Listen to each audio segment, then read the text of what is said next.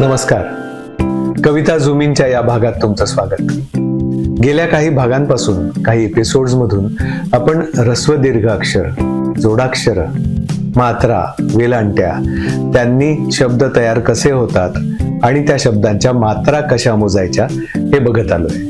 मात्रा मोजता येणं आणि ऱ्हस्व दीर्घ अक्षर कळणं हे छंदशास्त्राचा, वृत्तांचा अभ्यास करण्यासाठी फार महत्वाचं असतं. जे अक्षर कमी वेळात उच्चारलं जातं त्याला ऱ्हस्व अक्षर म्हणतात. जे अक्षर उच्चारायला ऱ्हस्व अक्षरापेक्षा दुप्पट वेळ वापरला जातो त्याला दीर्घ अक्षर म्हणतात. समोर असलेल्या वाक्यामधून कोणतं अक्षर ऱ्हस्व आहे, कोणतं अक्षर दीर्घ आहे आणि त्याच्या मात्रा कशा मोजायच्या हे बघणार आहोत. अक्षराच्या डाव्या बाजूला जर ऍडिशनल खूण असेल, वेलांटी किंवा उकार डावीकडे जाणारा असेल तर ते अक्षर ऱ्हस्व समजायचं आणि त्याची मात्रा अर्थातच 1 मोजायची.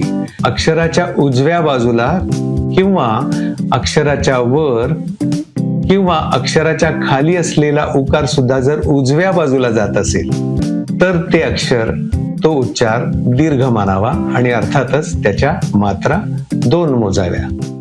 जोडाक्षरामध्ये 2 अक्षरं दिसत असल्यामुळे आपल्याला वाटतं की त्याच्या मात्रा 2 होतील, पण तसं नसतं. कारण की जोडाक्षर उच्चारायला ऱ्हस्व अक्षरा इतकाच वेळ लागतो, त्याच्यामुळे त्याची मात्रा 1च मोजायची असते. जोडाक्षराच्या आधी येणाऱ्या ऱ्हस्व अक्षराला उच्चारायला दीर्घ अक्षरा एवढा वेळ लागतो, त्यामुळे त्याच्या मात्रा 2 होतात.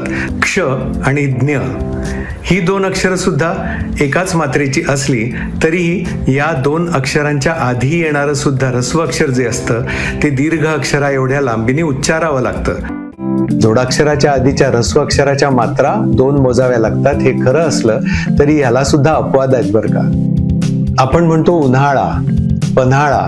आपण उन्हाळा, पन्हाळा असा उच्चार करत नाही. म्हणजे जर उन्हाळा या शब्दाच्या मात्रा मोजायच्या झाल्या तर ऊची 1, न्हाच्या 2 आणि ळाच्या 2 अशा एकूण 5 मात्रा होतील. कर्म या शब्दाच्या क च्या 2 मात्रा, म ची 1 मात्रा. नम्र या शब्दाच्या मात्रा न च्या 2, म्र ची 1. राष्ट्र या शब्दाच्या मात्रा मोजताना रा च्या 2, ष्ट ची 1.